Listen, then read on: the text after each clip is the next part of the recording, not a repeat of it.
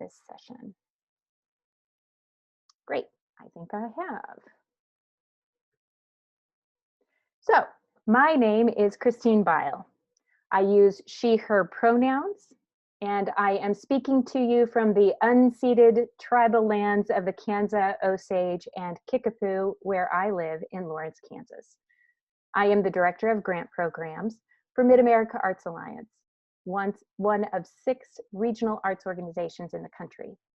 Our vision is more art for more people, and our mission is to strengthen and support artists, cultural organizations, and communities across our 6-state region and beyond.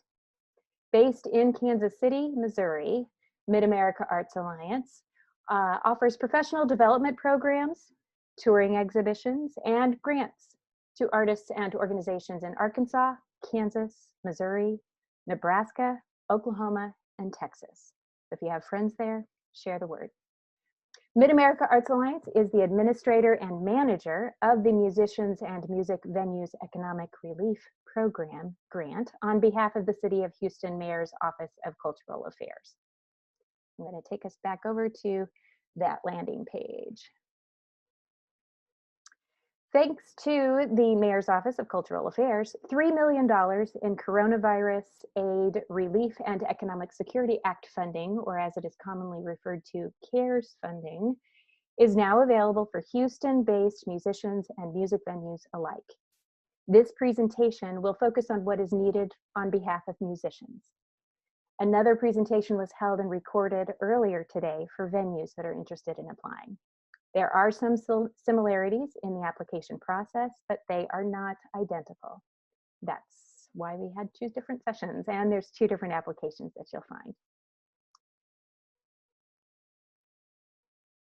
The program's objectives, the intent of this funding is to support live music venues and musicians, to help sustain a culture that has been critically impacted by the current health crisis, and many of us fear that it may be one of the last to come back, if at all, post-pandemic.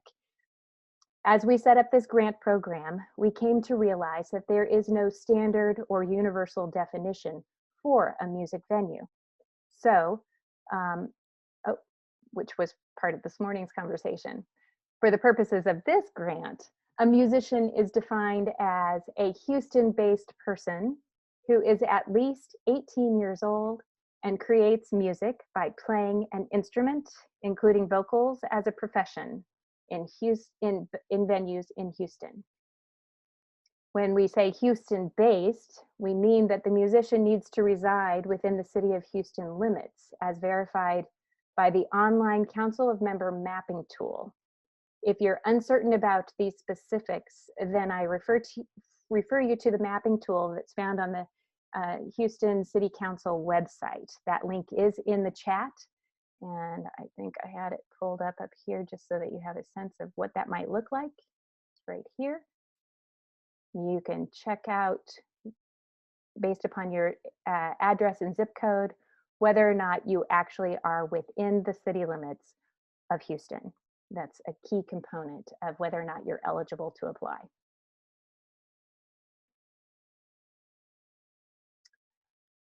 So Houston-based, meaning that you're inside the Houston city limits. And so in addition to that, the applicant musician needs to also be 18 years old and either a solo performer or they can be a member of an ensemble, but they are applying on behalf of themselves, not for the group. So this is individual applications only. Musicians who focus solely on teaching their craft are not eligible to apply, I'm sorry. This funding is meant for those who prior to COVID-19 were making their bread and butter from gig work in music venues across Houston.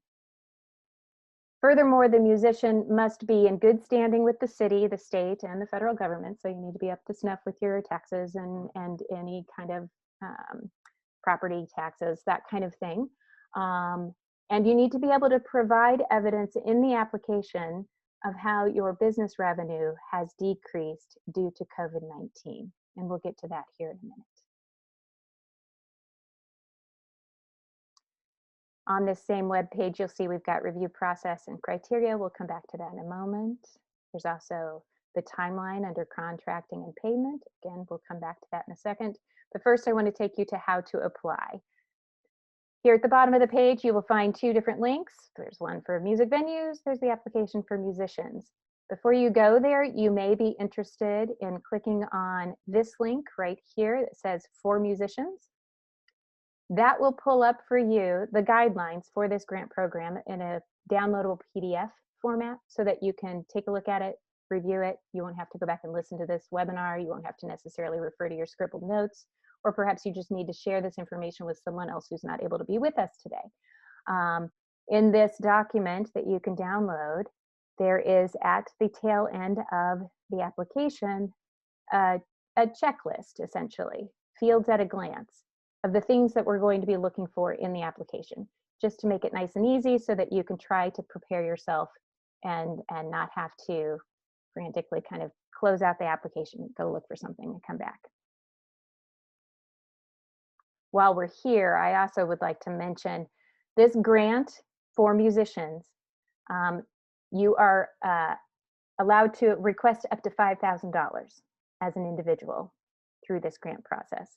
Venues have a different maximum limit, but for individual musicians, it is $5,000. So back here to our grants landing page, HoustonCaresAboutMusic.org. We've scrolled down to the bottom where we find the application for music venues, and for musicians, we're going to go to musicians. And this is what pops up on your screen. It takes you right to our application page.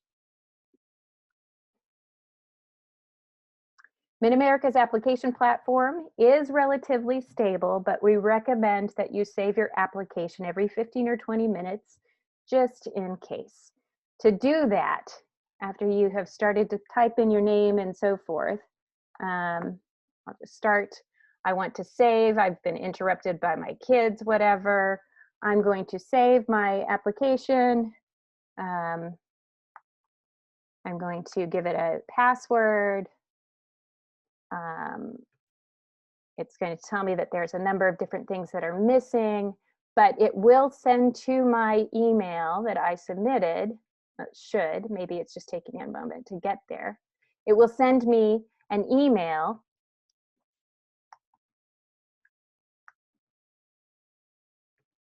that tells me how to resume my application if I need to step away.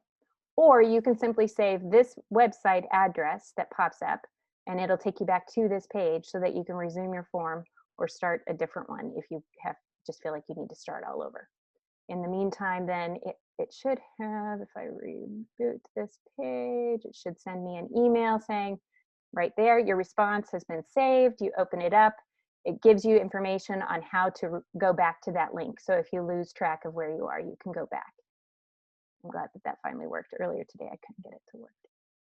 Anyway, so we're going to resume this form now. We're going to go back into it and just continue on. So there are 3 sections to this application.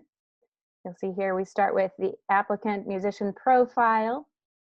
The second section that we'll come to is the application questions, and finally, any federal relief support that you might have gotten. I draw your attention to the red stars that are next to some of these fields. Those are required fields.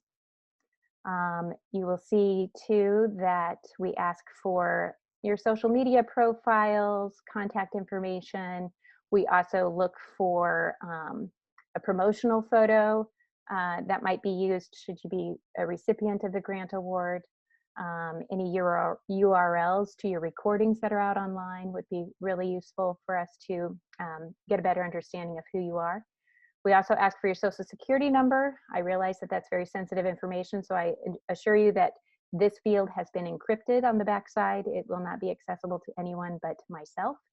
And then we come to the demographic survey in the application. All of these fields are optional.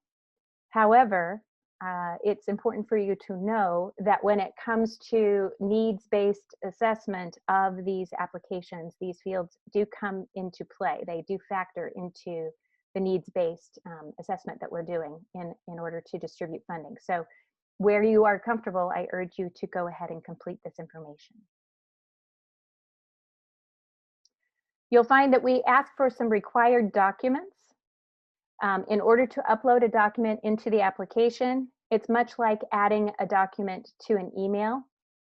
You simply click where it says choose file, and you can choose the file from your desktop or wherever it is to upload it. And then the name of that file, should appear where it's been uploaded. And if you will come to a place down here where I will show you how to add additional, because there are some places where we need multiple documents and you upload those into the same field. I want to take a moment here, though, before we move on, to point out that we do request a W-9 form from you. This is standard documentation that the IRS requires that we have on file in order to cut checks to people. I've had that question come in actually from a number of different musicians who didn't know what that was. And so in the chat box, you'll see a link to a W-9 form that's online. It should be fillable if it's the right link, which I think it is. And that should allow you to fill it, download it, save it, and then you just pop it up into this particular section of the form. Again, that information will remain secure, given that it's got your Social Security information in it and your mailing address and so forth. So I just want to put that out there. We need that on file up front because the turnaround time on this grant is very quick. And we want to make sure that we've got all the documentation needed so that it's essentially about a week's time between notification that you're getting the grant and us cutting the check and rolling it out the door, because these funds need to be out and dispersed before the end of the calendar year. So this is a very quick process. So that's the W-9 form. Proof of residency, what we're looking for there is a utility bill or something else that might have been mailed to you that verifies that you actually do live at the address at which you are, that you've designated in your application. That we prefer to not have your driver's license used as your documentation there, primarily because if you've moved across town, you may not necessarily, at least I have found myself not updating my driver's license right away because I haven't left the state. I'm pretty close to where I am. So my driver's license may not necessarily reflect where I live, and I get it updated when it expires more often than not. So proof of residency, we're really looking more for utility bills or other kinds of documentation that shows you receive mail at the mailing address, which you have included in your application, because we want to make sure the check that gets cut gets to you expeditiously. Proof of age, that's where you can use your driver's license because it will have your birthday on it. And so that will help us to understand that you indeed are old enough and eligible for this grant application. Proof of your most recent tax filing, that can simply be an email that if you e-filed, typically it shoots you an email saying that you have successfully filed. That's really what we're looking for there, just a verification that you have indeed filed taxes recently. And recently could mean that you've had to defer them for a while. We understand that that's the case. And we're not necessarily looking for your entire tax document. I know that that could be sensitive information as well. If that's what you have and you're comfortable sharing it, by all means, please do. But we're really just making sure that you have filed your taxes, because these dollars, as I've mentioned, they are derived from the CARES money that Congress has designated for this moment that we're all facing. And as federal dollars, you will be taxed for that for that income. This is counted as taxable income. So not only can we not necessarily distribute funding to you if you aren't up to snuff with following regulatory statutes and so forth that are in place, but also just be aware that this is considered taxable income. So in future, you will need to report out on it. We also ask for the year of this tax filing because sometimes I have found that it's just, they change the ways in which those things are laid out over the course of a couple of years. And so it's just easier for me to be able to understand what year you're referring to. So now we've moved into section number 2, application questions. You'll find here that there's a lot of yes, no, or just check the boxes. There's not a lot of narrative questions. We hope that that makes this an easier application to move your way through. You will find, though, that as you go through the application, there are some questions, for instance, this very first one, that where if you answer one way, you can just continue to move on. If you answer yet another way, for instance, with this one, do you reside in a complete community? If the answer is yes, it pops up a question asking you which community, complete community, do you reside in? Complete community, living here in Lawrence, Kansas, I wasn't familiar with it, but the city of Houston, the mayor's office, has designated specific communities as complete communities. There is in your chat box a link to that page that gives you more information about what complete communities are, why those are important. And so feel free to check that out when you get an opportunity. But it is important for us to understand where exactly it is that you reside, and if you happen to be in a complete community, which one. How many people are in your household? This is just simply information for us to understand. Again, it further helps us understand what your need might be, what kind of household you're living in. This, when you answer this question, for instance, in my household, there's 3, it pops up another question that automatically fills in the blank. Do you expect your household income to be equal to or lesser than, and then there's a dollar amount, and you select yes or no, because this is this too has been set and predefined as a certain threshold that we are interested in tracking on. Number 3, which genre of music do you primarily perform? That's just a fill in the blank. There's so many different varieties. I didn't even dare to try to create a drop-down menu for that. These next couple of questions are all pretty straightforward, just asking some pretty broad-ranging questions. What have you been doing as a result of COVID? Are you live streaming? Are you not able to perform at all? Those kinds of questions are asked through 6, 7, and 8.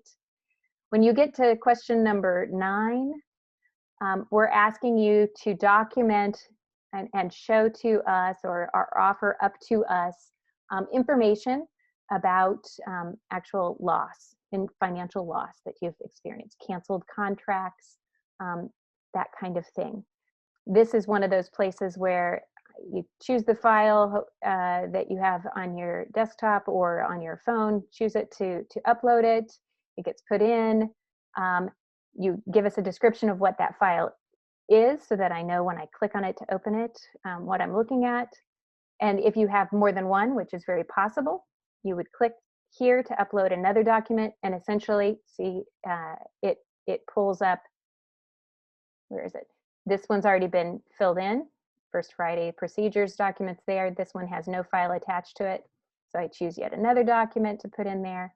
It uploads. If I have yet a 3rd, 4th, 5th, you can upload as many documents as you have to offer us a sense of the loss that you have experienced since March and through December. So if you've got canceled contracts even that would not have played out just yet, those are eligible to be considered for this grant process. It would be very helpful, not that I did it with my example documents, of course, but it would be very helpful if you add your name to the document title, file title, and it's also very helpful if the document is actually a PDF, because then there won't be any accidental errors in administrative handling of that material. Questions number 10 and 11 refer back to the information you've uploaded in this documentation section, just the total amount of loss that you experienced that is verified in those documents. And then number 11, is very important. It's the amount of money that you are requesting. Again, the maximum amount is $5,000. We ask you to round up to the nearest dollar, but it could be less than that if you are not dire in need, but I can't imagine it very often. Continuing on, section 3 is, again, a lot of yes/no questions, which may have logic built into them, so additional questions may pop up depending on how you answer them. This section is very specifically about any additional relief funding that you may have received. As you know, as independent contractors, essentially, musicians and artists of all kinds were allowed to file for paycheck protection plans if they were perhaps incorporated as an LLC, for instance. Others found other ways of finding support during this time. And so we're just interested in whether or not you applied. And if you did apply, did you receive the funding or not? There are a number of other opportunities that were available in the Houston area, as I understand it. And so that's what the number 13 is all about. The IDEA Relief Fund, a Greater Houston Area Relief Fund, and other national funding opportunities that have been released and are out there. And then last but not least, we've got a question just about any other kinds of support that you might be using at this point in time, including unemployment benefits and the like. And before you get to the submit button, there's just a quick certification and assurance of compliance that we ask for all applicants for across all of our grant programs. It's just imperative and very important to us that you understand that there are certain responsibilities that comes with this application process should you be awarded funding. And some of this feels a little strange for an individual artist to have to take into consideration, but it's just something to be aware of. And then simply filling in your name and your email address. That is the application. It is pretty succinct, lots of yes, no's, lots of drop-down menus. What we're really going to need from you is any documentation you have of lost income that gets uploaded in number 9.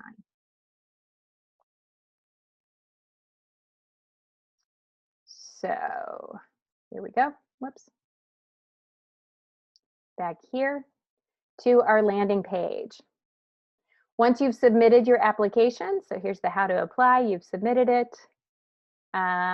then staff will take a look at what you have submitted. I should note that if when you submit, you go, oh my gosh, I messed that up, or oops, I didn't mean to submit it yet, I really meant to save it, just reach out to me. I can reopen your application, send you a link to figure out how to make the fixes that you need to make, and I can take it from there for you. You should also, once you've submitted it, you should get a confirmation email that it has been submitted. If for some reason you don't get that within the next minute or two after having submitted it, feel free to reach out to me again. I can go in on the administrative side and pull down a copy of your application and send it to you for confirmation.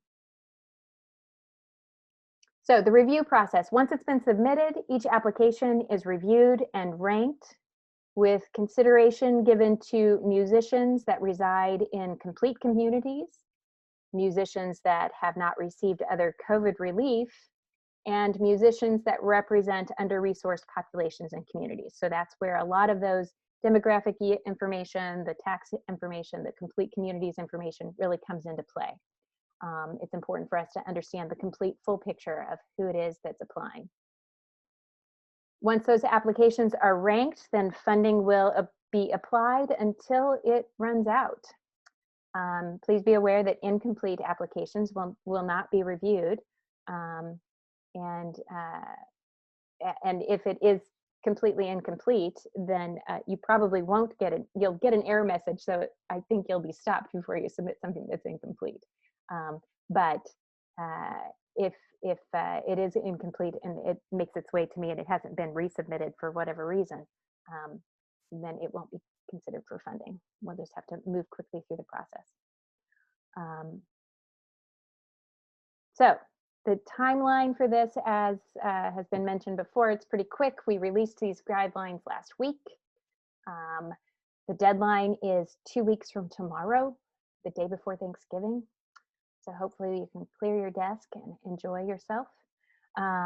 Grant notification will follow just a few weeks later. We hope to notify you the week of December 7th and have checks rolling out to those that are recipients the week of December 14th. It's a really quick turnaround. Everyone will be notified one way or the other. If you receive funding or if you're not receiving funding, we will be sure to notify you so that there's no leftover unknowns out there. But in this time, it's just not something that we want to cause worry about. So that is essentially this grant program. How to apply is all down here. Like I said, this is HoustonCaresAboutMusic.org. That's your landing site. It has a lot of the information that you need. Don't forget that there is that checklist for each of the applications that are available. So for musicians, and in that, it does have some of the links built in for the council member mapping tool. That's kind of built into this form in certain places. So if you aren't able to cut and paste the links into your browser at the moment, you might be able to reference them there. Margaret, are there questions that we do? We do have a few questions. Okay, thanks. And I've been tracking on them, but if I do miss one that was placed in the chat, certainly let me know. Well, so let me find my first one. Someone is asking, since I manage my own band, I have my own LLC. Do I need to submit the W-9 for my LLC or my personal W-9? All my gig payments go directly to my LLC. If that's the case, I think the answer, I haven't had this come up yet, but I think the answer would be, if that's where the payment needs to go to the LLC, then that's the documentation that I need, so that we can be sure that we are identifying that for tax purposes down the road, and getting the funding to you straight in the most expeditious, straightforward way possible. If I am incorrect and I get that information, your application in, and it has the LLC, and I'm suddenly told, oh no, that's not allowed, I will reach back out and we will make those changes. Okay. And anybody who, we should stress, I'm sure Christine would want me to stress this as well. If you have questions as you run along, just reach out via grants@maaa.org. Yeah. There's also via the HoustonCaresAboutMusic.org website office hours that she's established. So if you'd like to have kind of some one-on-one time, you can sign up for those. That's my next. I should have mentioned that the link to that sign up is down here in the how to apply. There are still some times that are available. And if for some reason you get there and times are all booked up, feel free to shoot me an email at grants@ma, and we can either set a time for me to just pick up the phone and call you, or we can just exchange emails. I want to be as available as possible and answer your questions. Then the next question is, so I don't get an email to my apartment address and the utility bills are in my husband's name. Can I upload my lease as my proof of residency? Sure, that would be great. Any kind of document will work. There are some people who might feel a little weird about uploading a lease, but by all means, anything that actually proves that that's your place of residence, that's ideal. Thanks. And then there was a question, what if I didn't apply for any relief funding prior to this? Is there not an option for none of the above that you have? There should be an option for none of the above. You're just trying to establish that they haven't received already some funding. And just get a sense of what your access has been. There are some folks who weren't allowed to apply. They didn't feel like they met the eligibility requirements, or they were advised otherwise. So, and then can the loss of documents be for gigs that I had outside of Houston? Yes, I think that those are allowed.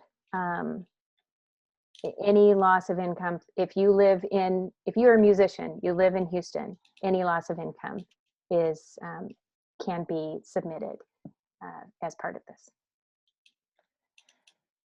Okay.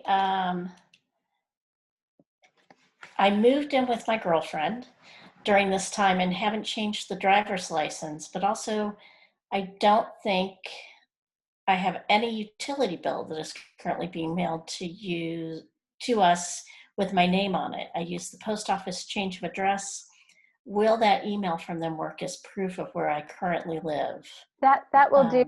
I will also say that if you submit a utility bill and it's not actually in your name but has the address on it, I'm going to have to go on good faith that you didn't walk into somebody's apartment and steal their utility bill to use it. You know what I mean? Like there's got to be a certain level of trust in trying to just verify the address that you're at. So by all means, even if it doesn't have your name on it, upload it.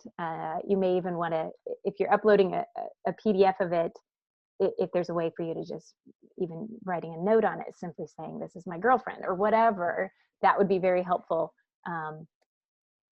to meet that requirement. But again, I don't think that we would necessarily disqualify you outright just because that piece isn't, there isn't the direct connection. If there were major questions, I would reach out, but there's a certain level of trust that has to come into play too.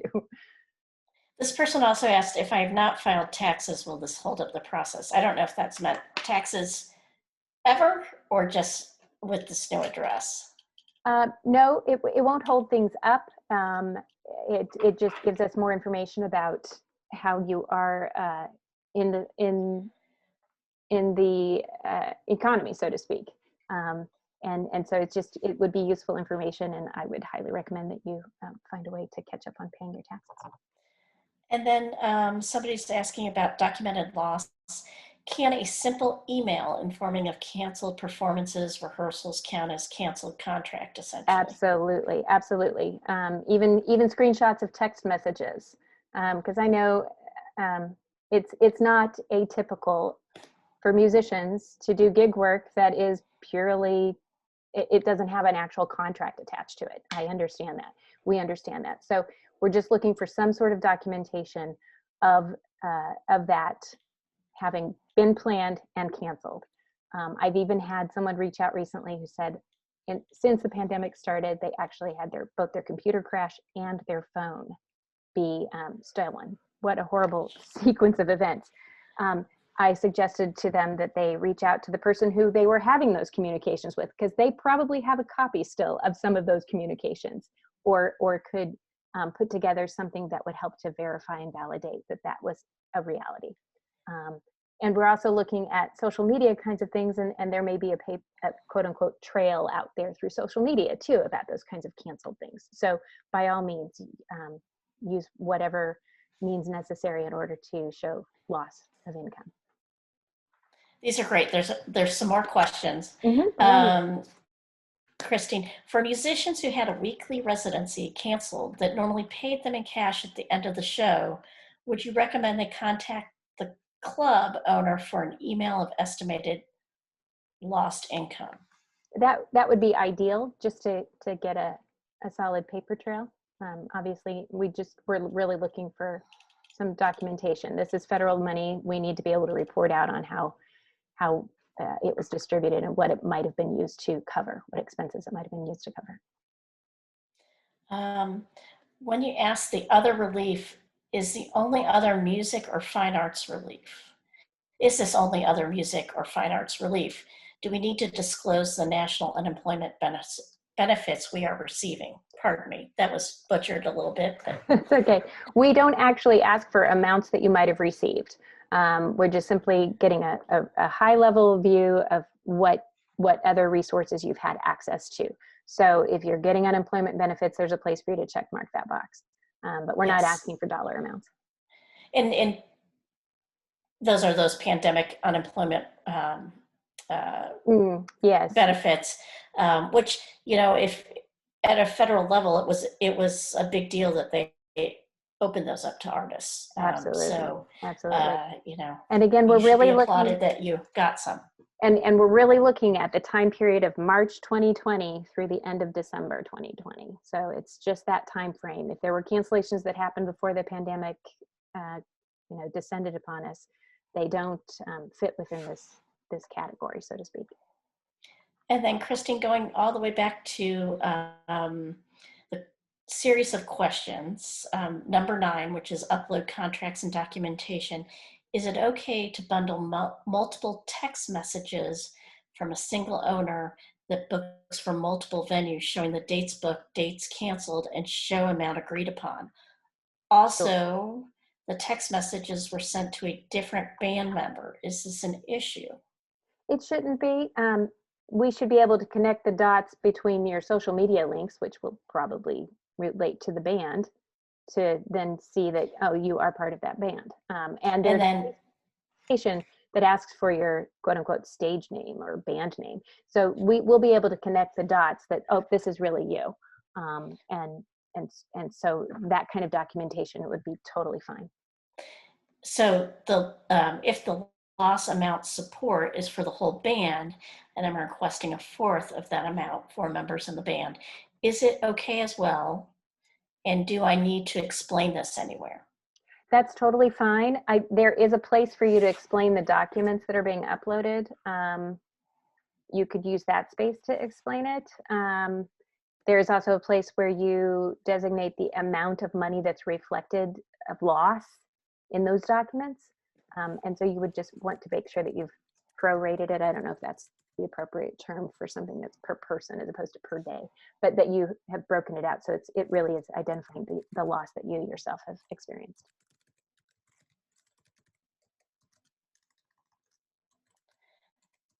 Does anybody have anything else they want to put in the chat box? Or I could unmute us. I just wanted to be sure that the heart of what was being mentioned was clear to everyone, that nobody was having difficulty hearing. I could certainly unmute folks if that's helpful.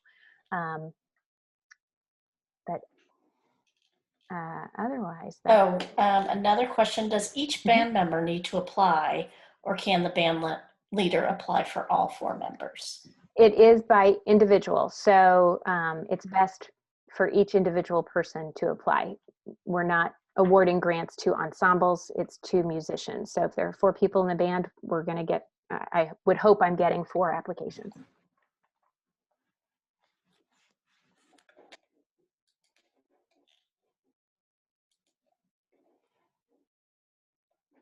That's what I've got right now.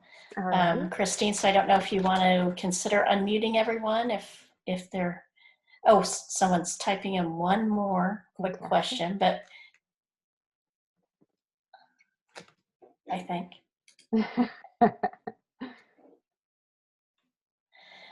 Any teacher-related income loss should not be reported. That's correct. We are really looking at gig loss. Unfortunately, we had lengthy conversations about the definition of musician and where do we draw the line. And I wish that we didn't have to draw a line, but there is a line that has to be drawn. So this is really meant for those who were primarily making your living off of this kind of work. Teaching musicians do make a living off of it, but there's ways for them to access other funding and potentially continue to do the teaching, just shifting gears a little bit in an easier fashion than someone who's doing live gig work. So that was the determination made in conversations with the Mayor's Office of Cultural Affairs. Would you like me to unmute everyone? Can we? Sure. Yeah.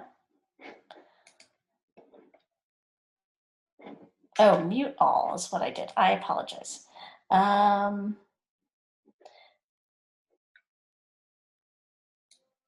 Ask all to unmute is the,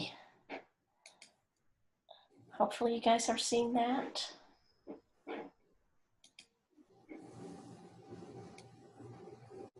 I hear a few people. I'll go ahead and ask one more question if that's okay. Sure. So I work for a company. It was like a opera touring performances gigging thing every week, and they were able to give us something like 50% of our contracted income for this number of months, something like that.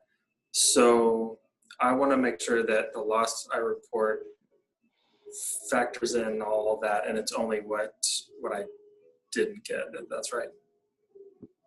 Yes, I would appreciate that, and it would allow for us to distribute the money to those that don't have that kind of support. Yeah.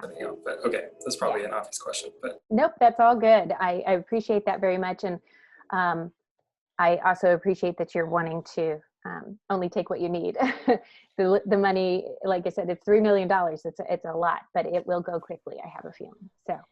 And I know those forms always sound like a lot when she starts talking about Section 3, but really if there's the checklist to follow along with. So realize when you see a lot of questions, sometimes they're just data points as far as like your address.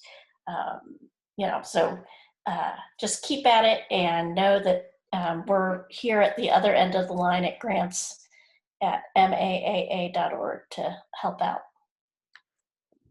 Because this is important funding we want to get to you guys. We know this is, we feel a great responsibility and honor in being able to send out grant money to keep everyone going and creating. I should probably also say that this is non-matching. Sometimes you apply for grants and you have to match every dollar that you get with another dollar or 50 cents or whatever. This is non-matching. There's no match that's required. There's also not a final report that's required. So if you are awarded this funding, if we can get this out the door to you, it's yours and Godspeed. Yes. We may reach out after the fact just to touch base and see how things are, because we use this kind of feedback, in order to go out and advocate for additional funding and see how much further we can, what larger impact we can make, but it would not necessarily be required. And this is coming from the CARES Act funding that was awarded to the city of Houston. So it's not awarded to Mid-America, it's yours. Yeah. Yeah. Other questions? I have a question. Hi, my name is Christina. Hi. I know that it says, is this first come, first serve, or can we take our time to? Take your time with it. The deadline is 2 weeks from tomorrow. So we want you to be as thorough as possible. Give it some thought. There aren't any narrative sections, so it's not like you're having to parse words or find the right phrasing. Right. It's not first come, first serve. There is built into the form a needs assessment that will help us to evaluate things, and then I dig a little deeper through the verification of documentation that's sent in and so forth.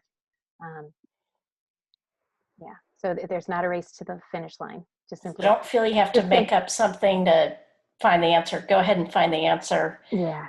I We maybe just want wouldn't. you to get to the finish line, that's for sure. Don't try to hit submit at 4:59 on Wednesday, True. November 25th. That's that may true too. cause a wrinkle, but So it's not first come, first serve, but I would also not wait to the last minute. because that's when a computer crashes, Yeah. or in my world. Yeah. Anyone else?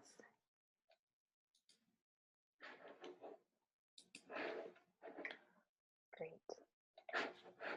Well, thank you all very much for joining me this afternoon. I'm really so thrilled to be a part of this process to try and alleviate a little bit of the pain. It won't go far enough, I'm sure of it, but every little bit does count. So please take your time with the applications. Reach out to me if you have questions, grants@maa.org. I do have some office hours, like I said, that are still available. If it is a complicated question that you can't really put into email, just in the email, simply say, can we have a phone call? And we'll set a time where we've got 20 minutes or half an hour to make a phone call, or I can set up a Zoom call or something. So really, I am available to you. That is my job, to help you make sure that you get a successful application submitted.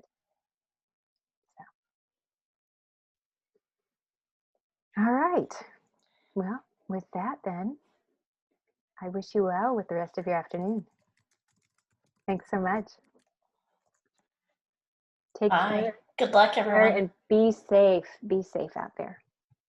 Thank you. Thanks.